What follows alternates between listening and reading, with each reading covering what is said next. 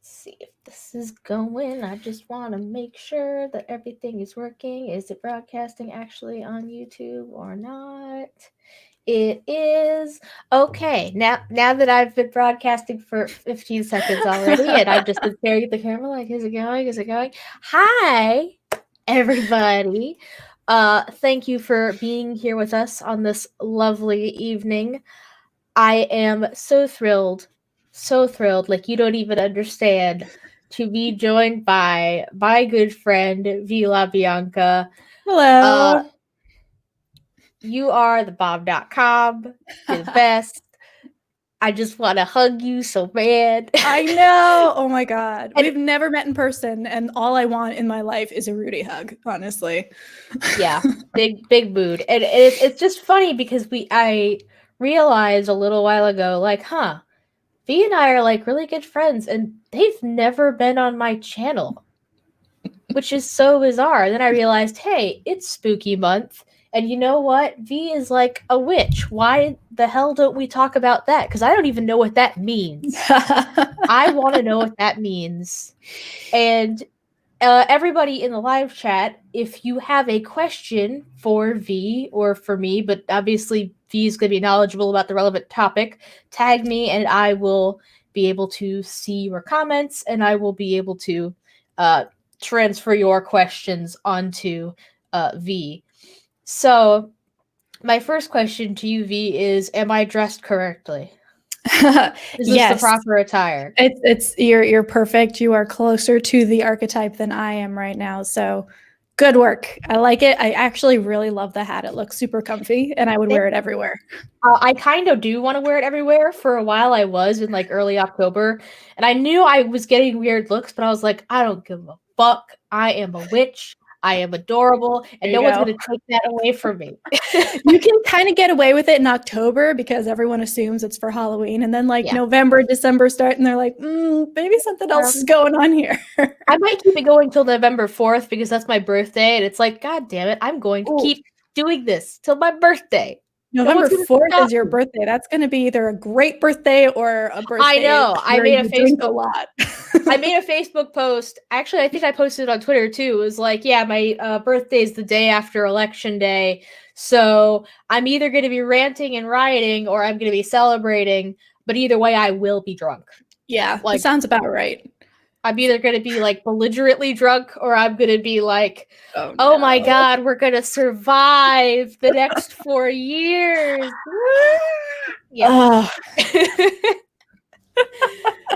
Oh, goodness. And that never used to be relevant to me. You know, growing up, Election Day wasn't something that I was worried about. Being a Jehovah's Witness who doesn't vote. Now it's like, this is either going to be a gift for my birthday or a punishment. And I guess we'll see. Yeah, but enough about me. Because we're here to talk about witchcraft. Yes. So, what even is witchcraft? What isn't witchcraft, Rudy? So what is witchcraft? Witchcraft encompasses a whole lot of stuff. In fact, it is most accurate, I would say, as just a catch-all term, in the same way that you would use the phrase, what is arts and crafts? Right? Like, well, we could have like a very broad overview. Well, it's usually something you do for fun. That requires certain either instruments or supplies that you go out and buy, whatever. Mm-hmm. But that really doesn't tell you anything about the person, right? Like if someone's like, I'm into arts and crafts, you're like, okay, is that knitting? Is that collage? Is that stained glass making? Like, what does that look like for you? Yeah. And for some people it's scrapbooking, and for me it's knitting and making homemade slime badly. There you go. Homemade slime. Also witchcraft, by the way. Interesting. So for when we're talking about witchcraft, we are really talking about anything that falls either historically or currently outside of the realm of what we would consider comfortable religion, if that makes sense. So where it came from and where it got kind of popularized was a return to the idea of demonology. Mm-hmm. So the Catholic Church back in the 1100s, 1200s, had gotten rid of the idea of being possessed by demons. Demons were responsible for everything. They were kind of making and getting out of that mindset, which was great. Mm-hmm. And then a couple of priests kind of got the ball rolling again and kind of brought the idea of demonology back to the forefront and started blaming demons for a bunch of stuff, usually in collusion with women who were moving outside of the realm of where people felt comfortable with them. So that was women who were young and beautiful and not married, women who were very old and didn't have the community support around them and had to make do by themselves, women who were maybe disabled, women who were very rich and didn't So they picked on people who couldn't defend themselves, pretty much. Yes, they did. They picked on people who couldn't defend themselves and people who, again, were outside of the realm of what was considered comfortable religion. So this could... A lot of witchcraft and the bias against witches historically has been tied very deeply to anti-Semitism. That's why a lot of witch caricatures have, big noses and all of that. Mm-hmm. Like, it is very much tied to certain forms of racism. And the Salem witch trials was spurred on by rumors about a Black woman who was an indentured servant or a slave to this older, these two girls.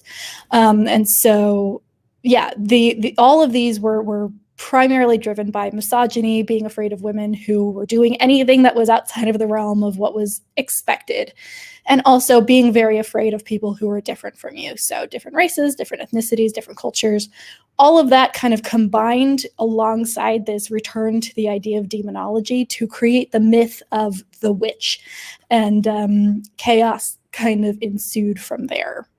So, in summary, if I was to simplify this a lot, mm-hmm. being a witch just means being weird. As far as the historical, like, the people that were calling other people witches wouldn't say that. They would say, oh no, they're colluding with demons for sure. Why else would they act like that? Yeah. But from a modern understanding, it's just like, oh, so if you're different, you're a witch? Okay. Essentially, witchcraft is being weird. Or rather, being a witch is being weird. Witchcraft is anything that you do while being weird. So that does make sense for me making homemade slime. That is witchcraft. There you go. But yeah, so kind of where I come from with that is there are people who are religious, and actually, if you look at the burning times, which was a period between the 1200s and the 1500s, where over 100,000 women, or people, mostly women, 85-90%, were murdered by people for being witches. And that's only the ones we have on record, right? There were hundreds and hundreds of thousands, I'm sure, of people who were either run out of their town and died because of exposure, or lost everything, or died in prison. I want to say this is kind of just something that I was talking about on the live stream the other day, actually. I was on the John Cedars channel with Jay, the comedian, who's in the chat right now. Hey. There was a Bible character who was a witch. Oh, yes, the Witch of Endor. Yes. And there was we were doing a live stream about like weird pictures that they have in the Jehovah's Witness literature. And there was a picture of the Witch of Endor, like talking to a spirit. And I guess my question that comes up with this is like, are witches always necessarily associated with demons? Or like I know that obviously the people who were accusing the witches of doing stuff thought so for the most part, but did what they were being accused of doing necessarily have to have anything to do with like somebody can accuse somebody of like doing witchcraft because they're like reading tarot cards or something like that, but if they're just doing something weird that isn't, but if they're just doing something weird that has no relation really to anything that is traditionally considered spiritual or demonic, is that like, would they still kind of get in trouble for that? Like, if they couldn't find a way to connect that to anything spiritual or demonic, was it still considered witch witchcraft? Yeah. That's a really good question. And I want to break that down into its component parts real quick. So back in 2018, when I was getting into this for the first time and really kind of delving in and realizing, hey, this is something I have a lot of passion about, I want to learn more about this, I wrote an article called Confessions of an Atheist Witch. And first of all, like the overwhelming support from people who had left their faith and were looking for something to be kind of not take its place necessarily, but to give them that outlet for ritual, for, feeling awe and wonder in the universe and all of that. But they didn't want to go back to a religion or believe in a God. That article actually ended up helping quite a few people, which was very exciting for me. But in that piece, I have it up here, and I do want to touch this real quick. I'm aware of how terrible it is to make arguments from the definitions of words and say, well, this word means this, therefore this. I've had enough Strong's Concordance thrown in my face to know better. But I do want to touch on this because this is very interesting. So when denouncing witchcraft and sorcery, the Masoretic text of the Torah forbids nahash, Nahash, and that's in Leviticus and Deuteronomy. Nahash translates to snake, which might make you think of the story of Genesis and the first woman who disobeyed Yahweh and allied herself with the serpent in order to gain godlike powers. Now, here's the fun part, and I have an entire fuck-off stack of books here just in case I need them. This one, When God Was a Woman by Merlin Stone, has been incredibly instrumental in all of this. So what Merlin says is in about 3000 BCE, invaders from northern Indo-Europe invaded Africa and the Middle East and instituted their relatively recent Sky Father mythology that was very warlike, very male-centered, and actively battled against the current mythologies and theologies that had already been in place for centuries. So God was a woman in Africa and the Middle East up until that point, and her counterpart was often depicted as a snake. And so if you read Genesis with the understanding that it was blatant, outright propaganda, not veiled at all, like straight up, everybody who read this at the time would know exactly what they were talking about. Hey, this is the religion you were taught, or this is the religion of this people you just invaded. This is why we think it's wrong. We're going to write this mythology where our God kills their God, and our God shames women for allying themselves with that God. Mm-hmm. And so, knowing all of this, the reference to Nahash or snake as witchcraft is essentially extremely interesting and powerful, because what we can draw from that, possibly, these are all suppositions, is that witchcraft is anything where women obtain godlike powers from anything other than the orthodox means of being a good wife, being a virgin, being, obedient and submissive. Anything that falls outside of the realm of what was comfortable for the ancient Hebrews and for modern day Christians was automatically, well, they're in league with the devil, therefore witchcraft. So to answer your question, it does not have to be tarot. It does not have to be communing with spirits. Literally, it could be, I accuse that person of witchcraft. Also, they have a pimple in a weird place. That's a third nipple where they suckle demons. We're going to kill them. Okay. So the part where the demon part didn't always have to be what they were actually doing. It could just be some bullshit that they made up. Exactly. But really, witchcraft was just anything weird, anything that makes them happy outside of church norms. Exactly. And this book,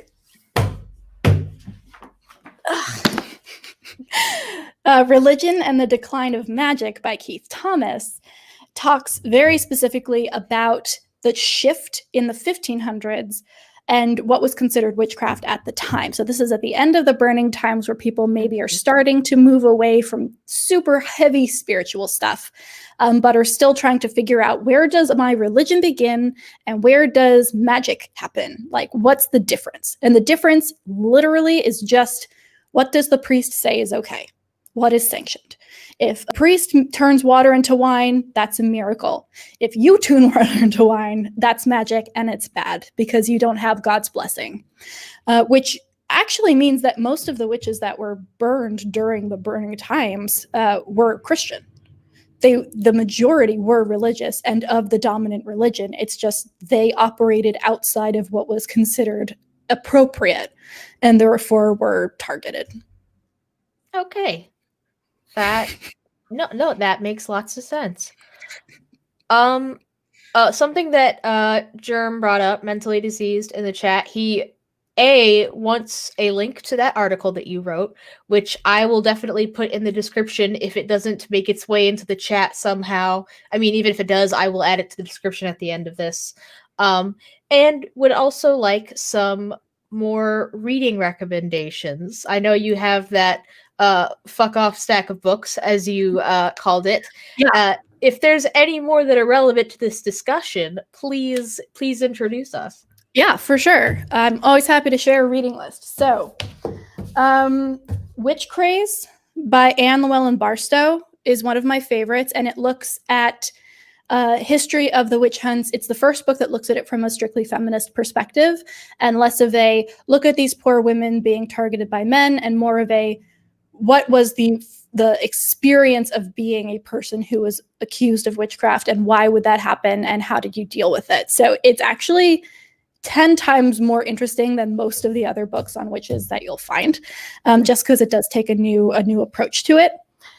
One that's more traditional and definitely talks more about the literary implications is Julio Carabajora, The World of Witches. This one is really good as well. I'd say it's a good counterpart to Witch Craze, so if you can, buy them together.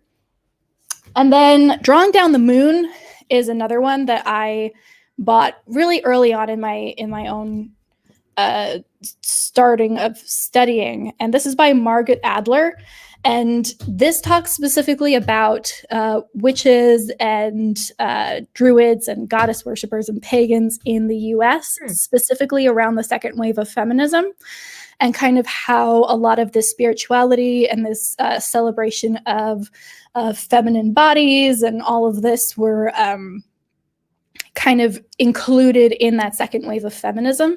So it has a dual role as a socio-political text as well as a religious one. Caveat to all of these, though, I've read most of these a year or more ago, which means that I was not out as NB or trans and had I don't know how affirming these are, or if there's a whole bunch of ick here, because there are certainly parts of traditional not Levian, that's Satanism,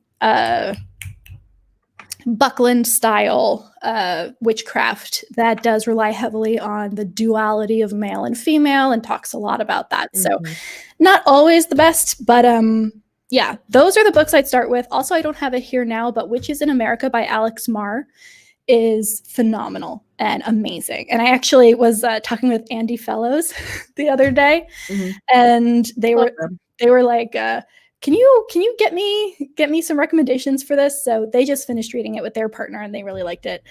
So yeah, if you want foundational texts, at least that I've got, this is the stack. It's the stack for that. That is fabulous. Thank you for sharing those.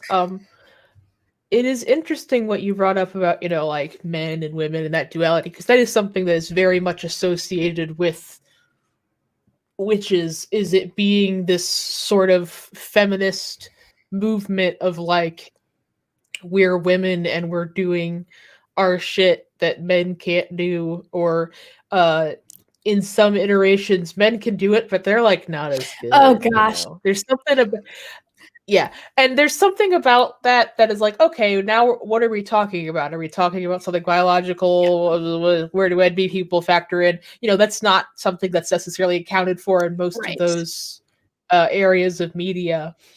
So what has been your experience with that in kind of calling yourself a witch? as an NB person? Yeah. To be honest, I get kind of obsessive about things. So I obsessed about the witch part for a while. And more recently, I'm obsessing about the NB part because that's new, it's exciting, that's something I'm delving into. And then, as you can see from my shirt, which I'm going to show off again, I'm starting to look at the intersection of the two just now. So this is a new step in the process of figuring out exactly like, okay, historically, socially, where would trans people, where would NB people fit into this? It's also very heteronormative at times, right? There's a priest and a priestess, and there are 3 maids and 3 men, and like the way that they pair off is often very indicative of, you know, cis heteronormative sex, especially in, you know, sex rituals, which happen. But yeah, so it will be a longer process of figuring that out. I'm not very worried about it personally, just because the people who have been interested in witchcraft, people who call themselves witches, regardless of the stream, regardless of the coven or the tradition they follow, usually tend to be pretty good at being non-hierarchical. So there's no like Bible. You know, the Book of Shadows is not a thing that governs all witches, right? It's not a thing that requires a strict adherence to laws unless you really want to focus on a very traditional Gerald Butler type sect. So for me, it's not very concerning because most witches that I know have also been some of the most progressive people. Back in Ohio when I lived there, I found this amazing coven of witches and went to a bunch of, I hung out there all the time. And they were the most open, welcoming, progressive people. And that tends to be the case just because if you gravitate towards something that has such a heavy history of prejudice and of being discriminated against to the point of fearing for your life, you're probably less likely to judge other people and take them at their word. Also, the look I get when I tell people I'm a witch is very similar to the look I get when I tell people I'm NB, which is just like, oh, really? It's like, yes, actually, that's the case. But I do want to touch on this. Drawing Down the Moon has a lot of references to that kind of very feminine spirituality movement that witchcraft has been tied to historically in the US in recent decades. But that is a relatively new thing. Like back in the day, yes, most people who were considered witches were also women, but that had more to do with the fact that they were operating as basically second-class citizens and could be picked off easier. Right. That was more of a social thing. Right. It wasn't necessarily them calling themselves witches. No one in the Middle Ages was like, hi, I'm a witch. Like, it's just like, hi, I can help you by making an herbal drink that will ease your headache. Whoops, now I'm dead. And so I don't think that it's necessarily canon, for lack of a better term, to consider feminine attributes or feminine aspects more witchy than other kinds of people. It just kind of got tied to a political movement and claimed. And on the one hand, that's great because it gives women a lot of power in that. I remember even back when I was identifying as a woman, it did give me a lot of power. And you'll see that if you read the article from 2018, I talk a lot about feeling connected to the women who came before and like having that through line of a history that I wasn't taught. But in terms of the spiritual aspect, like exactly, like what are we talking about here? Like what supernatural powers does period blood actually have? Yeah. And does that apply to trans men? Exactly. See, that would be an entire dissertation that I would happily take on if I had another 24 hours in the day. Yeah. That is really interesting. And that was pretty much kind of what I expected, although I guess I hadn't thought about how, you know, when this kind of became more of a social movement, it was more the social classification of female that really got somebody picked on and not anything else. I mean, so I guess in a way it's more of a minority thing. It's just that at the time that this was kind of coming up, the minority that was mainly picked on was women, even though they're not a minority. Right. They're like half the population, but they got treated like second-class citizens. It's and it's not over either. Like here's the deal. We in 2018 we started seeing articles about how AOC was an actual witch, circulated seriously in actual like online publications for right-wing groups. So it is not, it's a very old trick, and it's one that they haven't retired, even though it's a lot less easy to rally the pitchforks these days. But yeah, the idea that there are still witches out there, and that a lot of the people who are on the left are somehow witches, or some bastardization of Satanists, is still extremely prevalent. We do have another question in the chat from Ricardo Oliveira. Has V read the book of Saint Cyprian? I'm not sure how that's pronounced. I haven't. If that's a recommendation, I'll be sure to check it out, though. I would be interested in what that book is about and its relevance to this discussion. Yeah. If you've read that, Ricardo, please, like, in the chat, just let us know what that's about, and if that's relevant to this discussion. Might have to add it to the reading list. Yeah, there you go. We'll see. So you said earlier that when you lived in Ohio, you joined a coven. First of all, what does that look like? How did you find them? What did they do? And the most important question is, to me, as someone who is currently living in Ohio, is where can I find one? Yes. So when I was I was only in Ohio for about 9 months, 9 to 12. Weird period of my life there. Very formative, but not something I'd go back to, except for this group of people, mostly queer women, who started this. You know how like every once in a while there'll be like an occult shop where you go and you like see, oh, I can get a sword or a broom or a candle or a book. They set one up, but it was much more than that. It was also a community space. And it was honestly the most beautiful store ever. Like, it was gorgeous. I just wanted to wander around and buy everything. They had like this very, very, very interesting shop. And then in the back, they had this gigantic open space where if you were like, hey, this community appeals to me, I want to learn more, or even just I work from home and I want to have community, they'd be like, yeah, come on in the back. Like, when we're open, just come in and come work in the back with us. There was a library area. There were a bunch of tables, folding tables that they'd set up. And then they'd also have like lecture series. I went to a couple, one on the shadow self, one on witches and fairy tales, and kind of where the Brothers Grimm fit into how we talk about magic and witches today.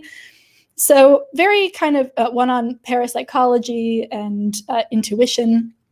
So across the board, still very woo, and maybe a little too woo for me these days. But in the moment, it was absolutely fascinating, and it got deep really quick. Like, one of the things that we did was all of these people just showed up, strangers, and talked about what their shadow selves were telling them. And shadow self essentially is, that part of you that you shove down and you don't let see the light of day necessarily, but that might be there to help you. And so I talked about my anxiety, and I talked about my anxiety in this very tender, intimate way among these women who were just right there with me and like tearing up alongside me. And it was so cathartic. So it was just an absolutely lovely little place. And then we'd all go get drinks afterwards, which was nice. But yeah, that does sound lovely.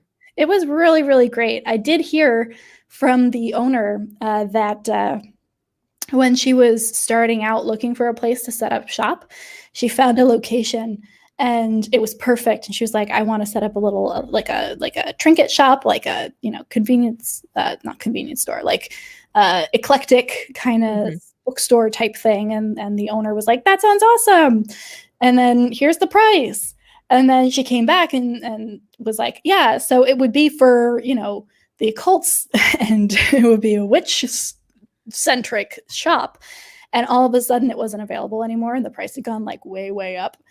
And so we had gotten kicked out of her primary location. So the place we actually ended up being was a secondary option, just because in real time, like today in the 2020s, like you can't say I'm going to start a shop and the primary customer base are going to be people interested in witchcraft and expect to be treated equally, which is so weird.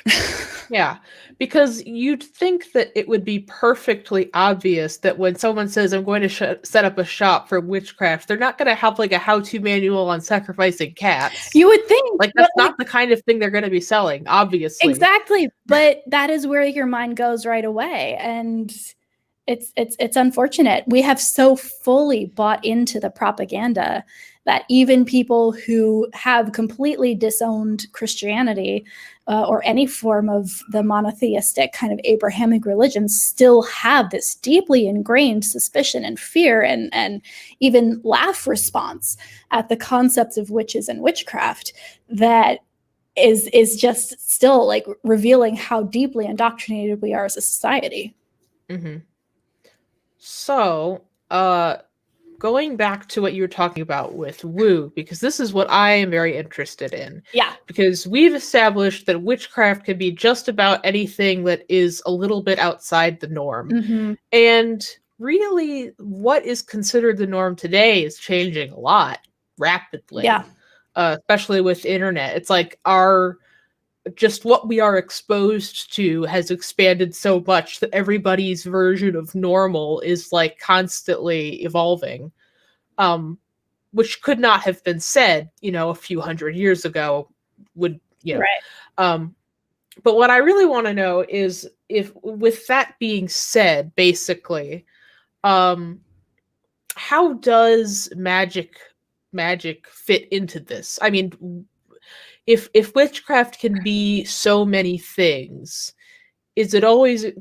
I'm sure there are plenty of witches who would, who would advocate that is not the case, maybe, or that it is exclusively magical stuff. And I've never been involved with any kind of witch community, so I really can't attest to that. I just wanted to know your insights on that. Certainly. I find myself at this weird kind of impasse where all of the atheists I talk to think I'm ridiculous because I call myself a witch, and all the witches, or not all of them, but a lot of them I talk to also are mad because I say that magic isn't real and that anything can be witchcraft, and that I'm an atheist and skeptic. So I find myself, once again, as with the NB thing and the bisexual thing, like in that line of both and. That makes everyone uncomfortable. So for me, and this is, again, purely my take, magic doesn't exist in the way that society, like mainstream society, would think about magic. Like the way it's been portrayed in Hollywood, Harry Potter stuff, that certainly doesn't exist. And most witches will back me up on that. There are very few pieces of media that accurately portray what witches would consider to be magic and the effects of it. Something I would suggest looking at is the movie A Dark Song. That I think is closer to anything I've seen in terms of accuracy, in terms of ritual, in terms of the grotesqueness of it, but at the same time, like this strange beauty and this symmetry. So I highly recommend checking that out if you're into horror films. And then watching lots of horror films during the month of October. That is on my list now. It is so good. I need to find it. It was on Netflix for a while and they took it off, so I need to like buy it on YouTube or something. But another more recent show actually that shows what I think is a pretty good, accurate representation, if still very Hollywoodized version of what magic is The Order. Which is a TV show, and I believe I don't know if it's a CW show, I'm pretty sure. But it actually delves very deeply into the Harry Potter type universe, but much more adult and much more accurate in terms of what rituals look like and all of that. Again, according to what witches might say was actual magic. So we don't have the Harry Potter magic, and I would be backed up by most witches in saying that. We also don't have the magic that a lot of witches think we do. At least I have not yet been convinced of that, even though I have experienced many things that might convince other people that magic existed. And the reason is this. I look at spell work, for lack of a better term, ritual, the action, the craft of the witchcraft, the craft part, as playing with your brain and purposefully evoking emotions, evoking thought processes, evoking memories, evoking states of mind through a craft that will actively change the way you interact with the world and change your brain state in a chemical way. So for example, riding a roller coaster, right? When you ride a roller coaster, you are flooding your brain with all of these different chemical cocktails that make you think this is fun. I'm gonna die. Yeah. I'm in danger. Like all of these things, because we have the capacity to feel that and know where to put that right now, because we live in a modern society. We're not getting chased by tigers or warring with other tribes right now. And so we don't have access to that part of our brain unless we go out and we look for something to instigate it. And in the same way, somebody would be totally willing to admit, yeah, if you go on a roller coaster, it's very unrealistic to think that you're actually going to die, because that's not how that works. But I'm not going to blame you for screaming or say that you're like woo for screaming, right? It's a known chemical response, and it's understandable in the moment. Likewise, with the craft, for lack of a better term, again, because that's been taken and run with by Hollywood. For lack of a better explanation, I think of it like riding on a roller coaster. I think of it as I'm going to access parts of my brain that I don't get to experience in my day-to-day 9-to-5 boxed up life. And I'm going to take a space to, play with that and see what happens. A lot of that is mindfulness. A lot of that is chanting. A lot of that is visual stimuli or sensory stimuli. I love incense, so I collect different kinds of incense. And oh my goodness, like a smell can take me farther than like anything else, pretty much. And so, yeah, a lot of this is just playing with your senses, playing with your brain, and seeing what happens. And in the same way, I would say that confidence exists, or the state of being mindful exists, I would say magic exists. It's not a thing. It's not something that exists outside of you that you can tap into. But if you want to use the term magic, and I don't prefer it, but if you want to, I would say you could totally make the case that it's a state of mind that you evoke purposefully that actively changes not only your neurochemical response, but also how you engage with the world. That is really interesting, and it reminds me of something kind of in the same it's just, if I'm understanding you correctly, it is obviously not it's not necessarily that the witchcraft is successful in whatever kind of outcome the spell is supposed to do necessarily. Like what you're doing isn't making that happen in the sense that if you put these and these things together, this happens. But the ritual, the chanting, the stimuli has an effect on you. That is real. Just because everything has an effect on you in some way or another. In the way that you interact with the world, that is how it is affecting you. That makes sense. So, that makes a lot of sense. Yeah. So, for example, if I had a job interview that I was nervous about and I really wanted to get this job, I might sit down and do a ritual, and I might craft one. I've crafted these rituals for friends before, and it's actually quite fun. And they can be an hour long, they can be a day long, they can be months long, just this repetitive process of doing a thing and thinking intentionally about something that will help you get into the mind frame that you need to be in order to make that happen yourself. So I wouldn't do a ritual to say, please, magic, give me this job, and then expect it to happen. But if I did a ritual to calm myself down, to center myself, to remind myself of everything I bring to the table, and then go into that job interview and ace it, did the magic work? no, but yeah, no, I absolutely get that. Exactly. And it reminds me of when I remember a experience that I had as a child that I thought was the Holy Spirit. Oh, tell me about that. I as a witness, if especially being raised a witness, especially being an elder's kid, you are expected to do a lot, really. And women don't give sermons in the Jehovah's Witness sphere at all, of course. But you do talks that are like basically very brief 5-minute preaching demonstrations. Like there's one person who is doing the demonstration and the other person is just supposed to be like the person they're preaching to. And you make up like a 5-minute little thing. And I don't remember if it's my first one ever, because you do it on stage in front of the rest of the congregation. Okay. And I don't remember if it's my first one or what, but I was so nervous.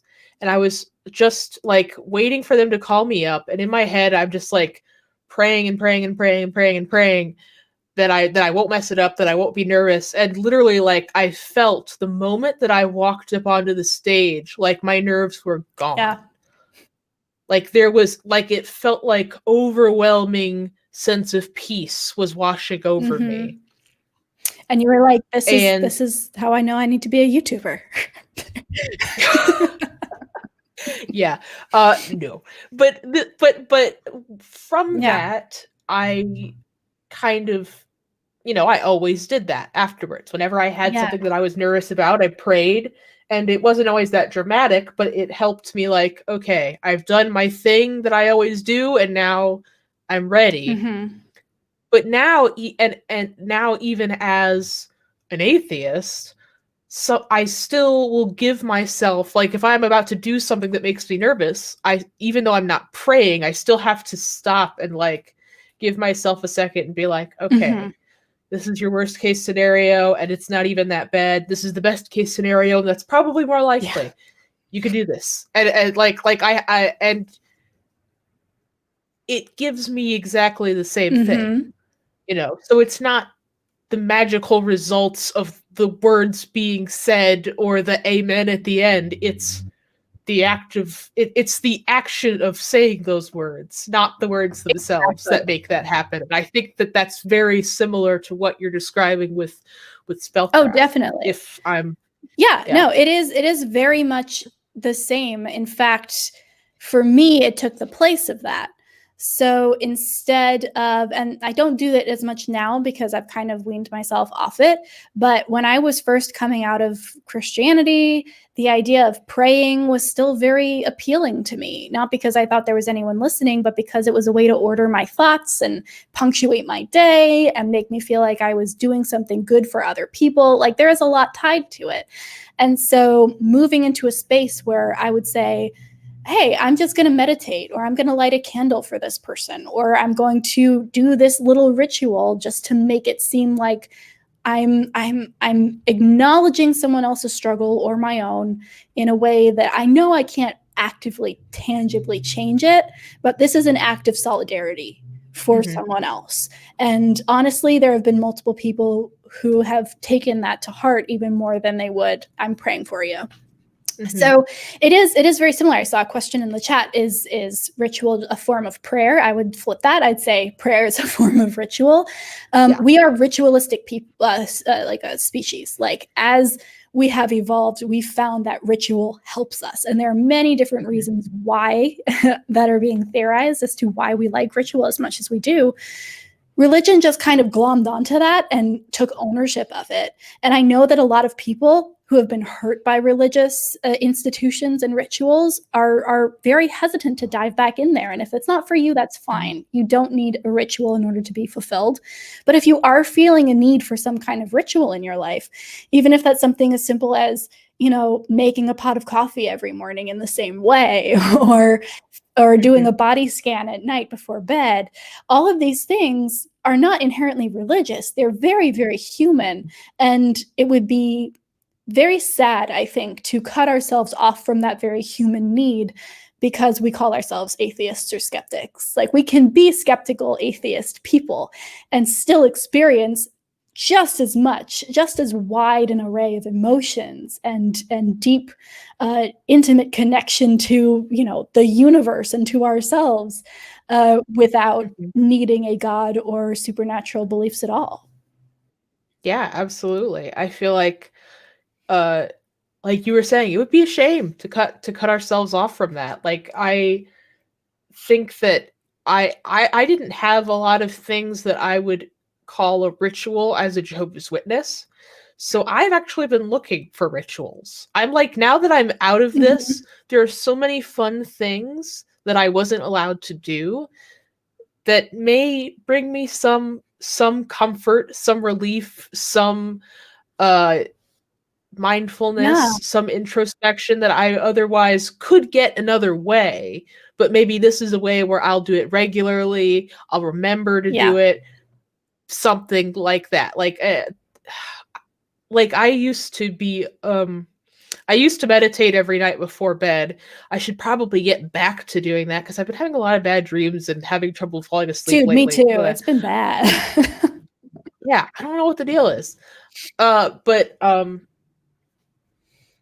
yeah, I just need I just want more of that back in my life.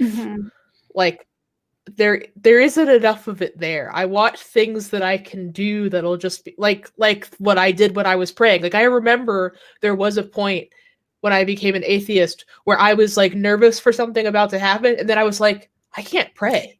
Like, what am I gonna do? Like, that's not gonna help me anymore. And that was when I started to be like, okay, give yourself the talk. Right.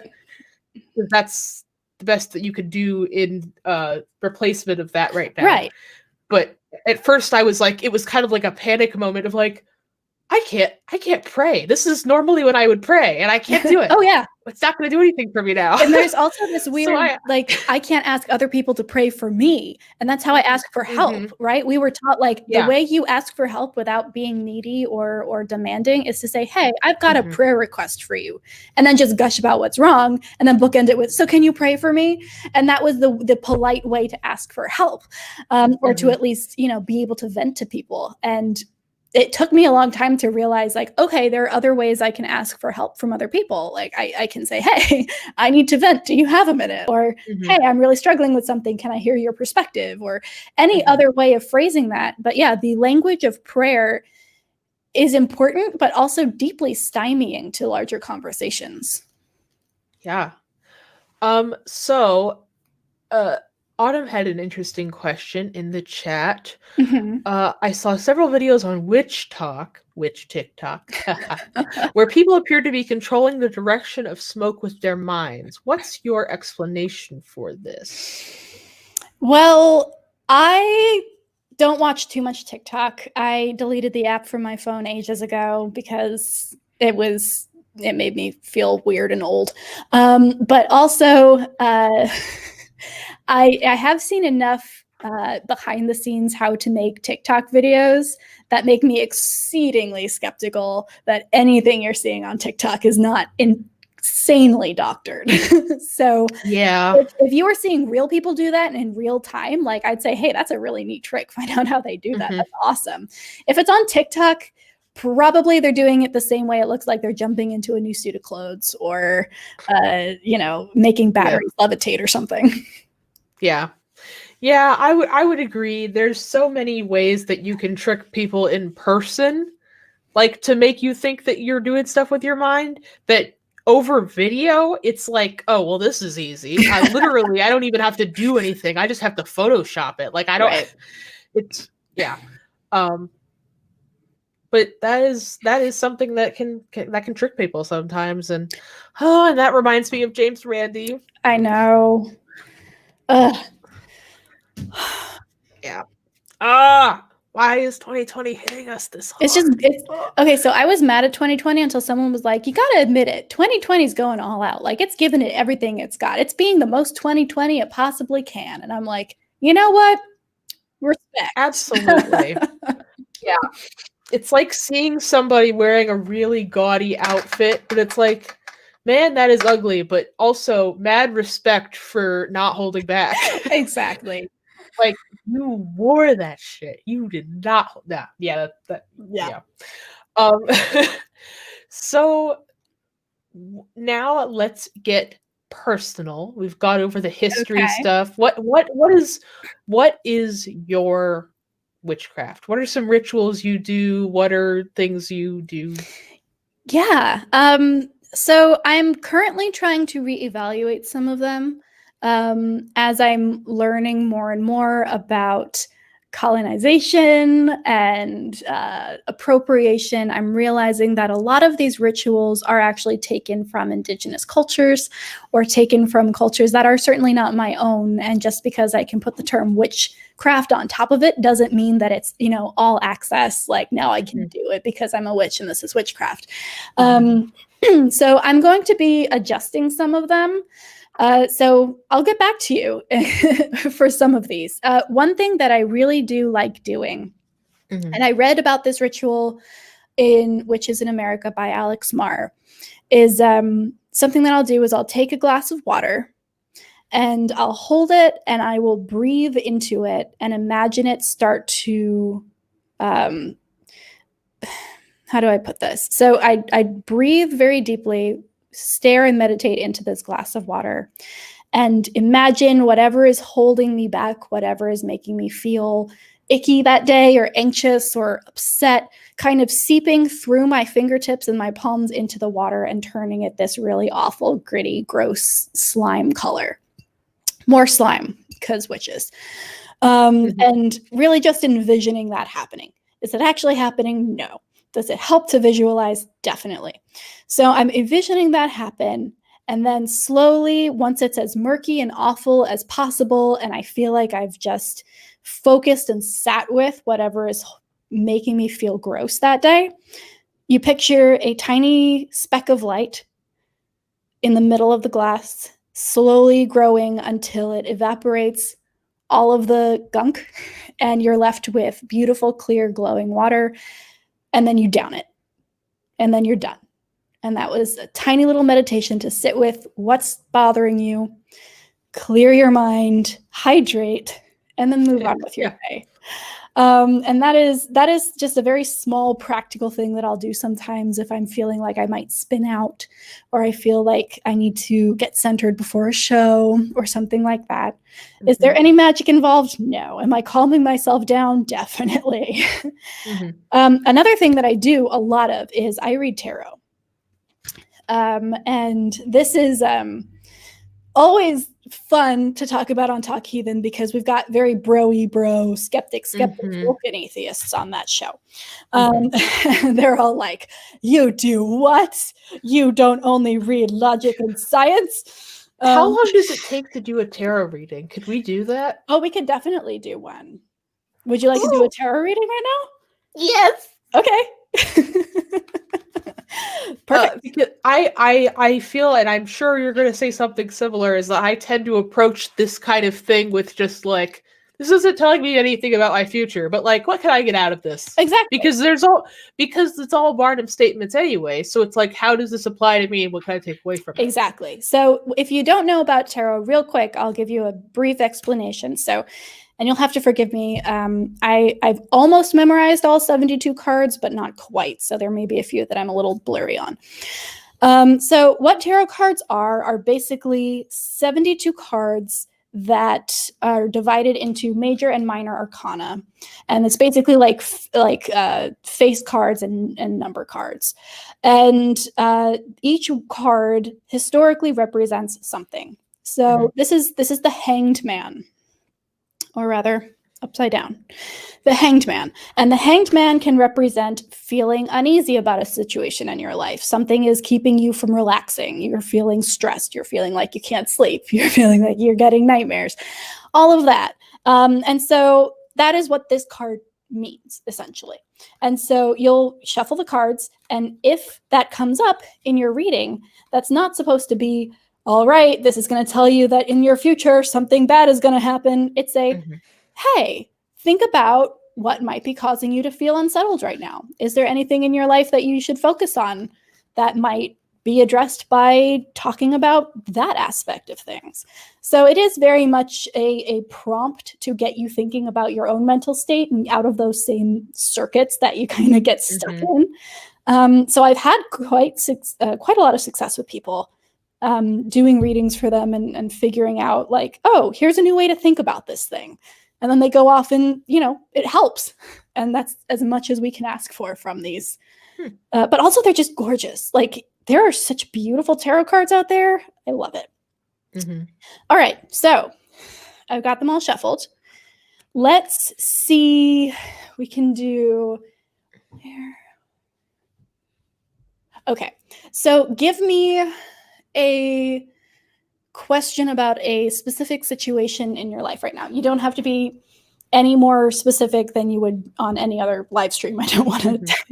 I have a full open book. Okay, perfect. People know too much about my life already. People know more about my life than I even remember saying about my life. Okay. Let's talk. Let's address money and work. Okay.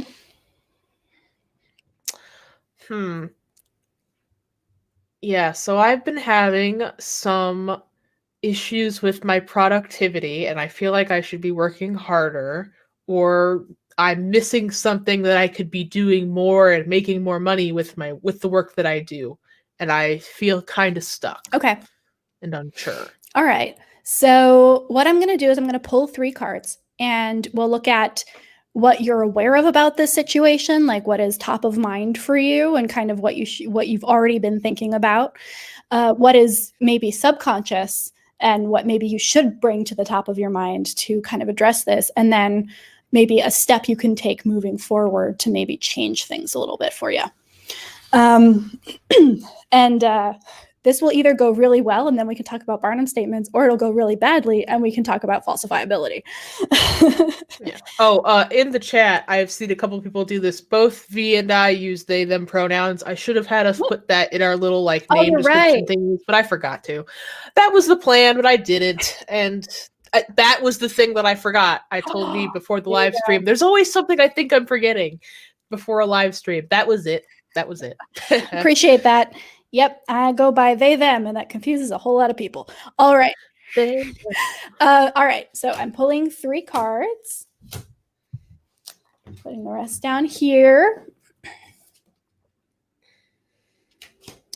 Okay, so the first card here, as you can see, is the Knight of Wands. And the Knight cards are usually cards of tidings. So somebody is coming to you with some kind of message. And depending on the suit, that kind of pertains to the kind of message you're going to receive. So the cups are emotional-based cards that talk about your emotions. Swords are intellect, talking about your thought life and how you perceive things and your logic. Coins are financial, and very much about, gathering resources and how you allot those. And then wands are about movement physically, usually. So moving or feeling unsettled in a new house or anything along those lines. So what I'm getting from this card is that maybe something top of mind is that there's something that you're waiting for in terms of movement. So that could be somebody coming to visit. That could be waiting to go on a trip. That could be making a move career-wise and submitting a new resume or asking for a raise. Some kind of forward motion that kind of you're waiting for and are not quite seeing yet, which could be adding to some of that unsettled feeling. I would say that is accurate. I have been looking forward to a consultation with an expert in my field, and that just got delayed today. And that has made me a bit more anxious because there's part of me that's kind of relying on that to get things going. Like, once I talk to this person, it'll just be that I'll have all my answers. And be able to figure my shit out. So yeah, I would say that is that can be interpreted as accurate. Okay. All right. So What I'm seeing here as your second card is the Queen of Pentacles, or coins. And this is purely about finances, resources, and the physical things that make up a home. And the queen is usually either a maternal figure or the feminine side of the querent. So again, kind of binary, but this could either refer to you as a person, or it could refer to someone in your life who has maternal qualities, gender regardless, someone who acts in that way. Who has a little bit of a hang up around money, and who uses it as a bargaining tool for loyalty's sake.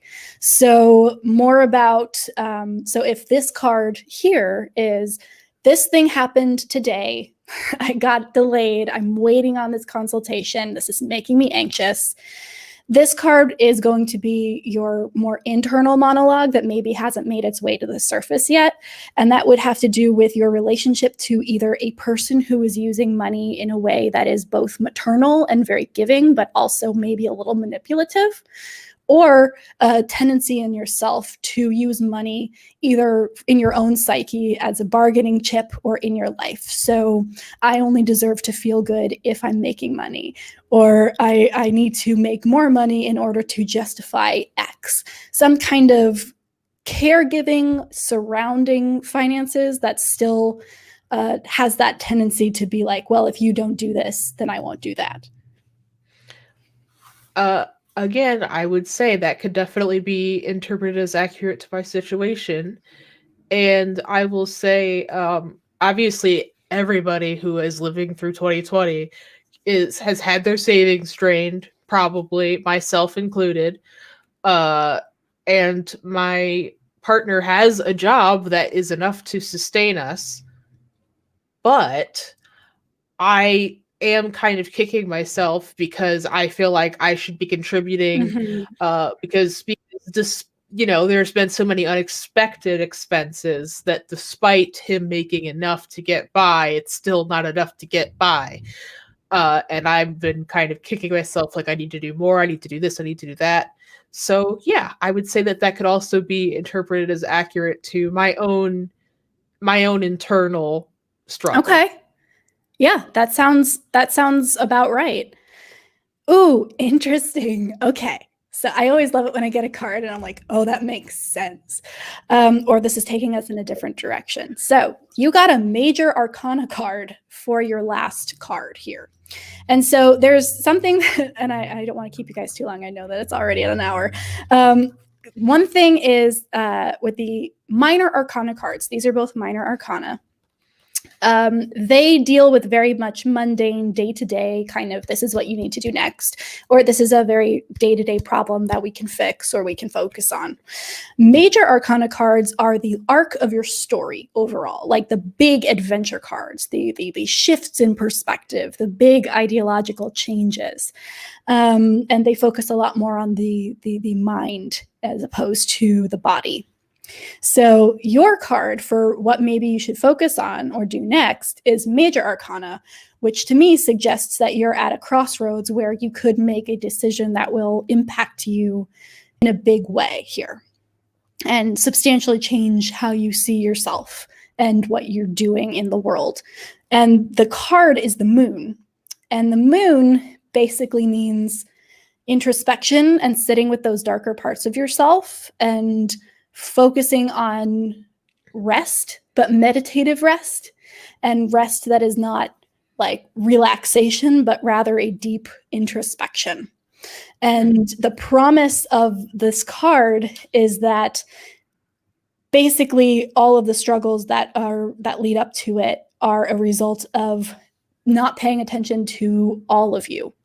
And there's a part that maybe has been pushed aside. Again, we talked about the shadow self a little bit before, and this kind of embodies that. Something's been pushed aside, and ignoring that is part of what is causing this current stress. And sitting with that not only is going to help with this immediate need, but is also going to act as a catalyst to change a lot more. That is a very interesting thought. And I really, really like this as kind of like, I don't know, a thought exercise. I think it's really fascinating.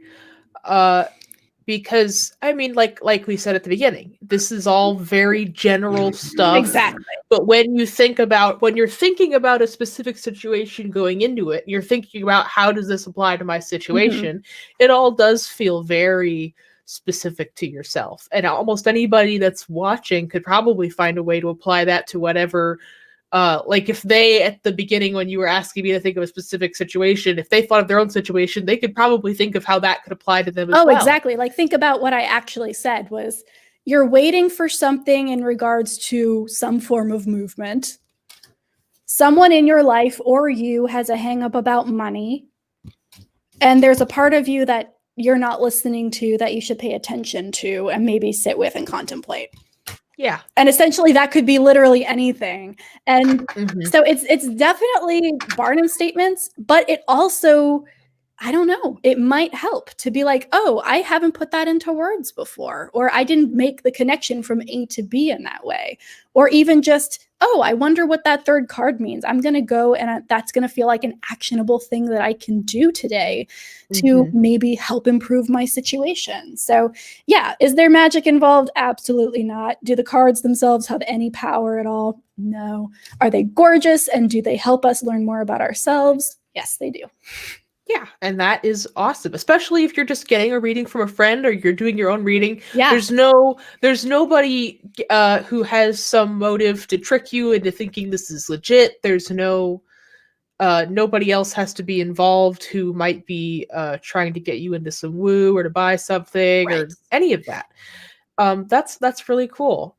So my last question is, if somebody who is watching this live stream or somebody who watches it later is thinking right now like, hey, this is all really interesting and really fascinating and something that I want to get into, besides reading about the more historical stuff, where would you look for resources to kind of get into this yourself? That's a really good question. And I pulled mostly the books on the history because that's what fascinates me most. But I also have a ton of books about the actual practical applications and ritual building. So if you're interested in tarot, the Everything Book of, I think it's called the Everything Book of Tarot. It's a very goofy looking cover, but it breaks everything down so well. Would be the place to start with that.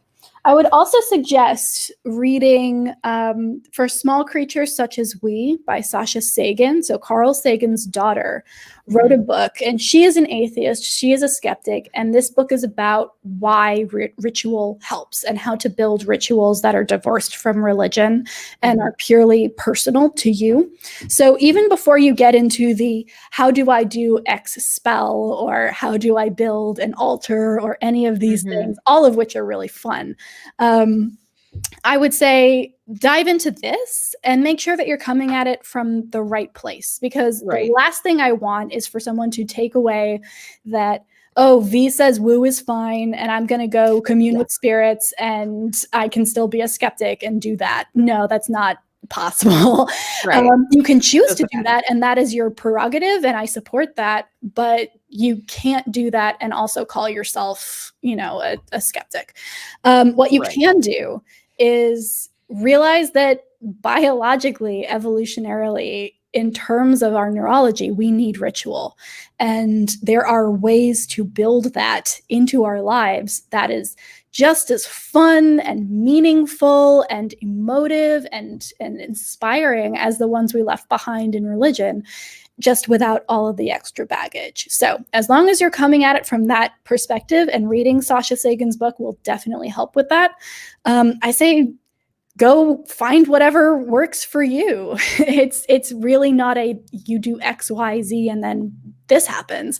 It's more of a, hey, do you like incense more than candles? Or do you like candles? Or do you not like fire at all? Would you prefer to work with earth or water? Or, like what do you like to dance? Do you like to get naked and chant at the top of your lungs? Any of those things. Do you like to make slime? Any of those things could be witchcraft, could be rituals, if that is what you feel like you want to do. That is awesome. That is awesome. Oh, I am so thrilled, and I'm definitely going to read that book because you're not the first person to even recommend that book. That should be at the top of my reading list right now. But this has been such a great conversation. I feel like I've learned a lot. Hopefully, a lot of other people who've seen you on Talk Heathen and have been like, "What is that thing with witchcraft? Witch? What? Are we watching this? Is this not the show that I thought it was? I'm confused." Yeah, no. V is still a skeptic and a witch. And perhaps now so am I. I'm just making my concoctions with my slimes. They never turn out the way I want them to, though, so maybe I'm not a very good witch. Anyway, thank you guys so much for watching. Again, V, thank you so much. This has been so fun. Please check out their channel, which is Vi La Bianca. That's right? correct. Yes, you've got too many names. Too many damn I tried names. to. My first name was actually 4 syllables, and I shortened it to 1, and it's still too long. No, with 4 syllables, that'd be even more. That's too damn much. Too damn much. It's extra. But yeah, definitely check out their YouTube channel. Of course, check out the ACA shows Secular Sexuality and Talk Heathen, which they co-host regularly. So definitely you will see them there. And of course, if you just want to hear them chit chat and rant, follow them on Twitter at Author Confusion. That is all the questions I have, everything I have to say. I know I've said it like 3 times now, but thank you again, V, so much. I'm so happy we finally got to be on a show together. Yes, it's fabulous. I've loved this, and hopefully the audience has enjoyed it as well. I am X-Cult Baby, reminding you to go free yourself, and of course, have a happy Halloween, everybody. Bye.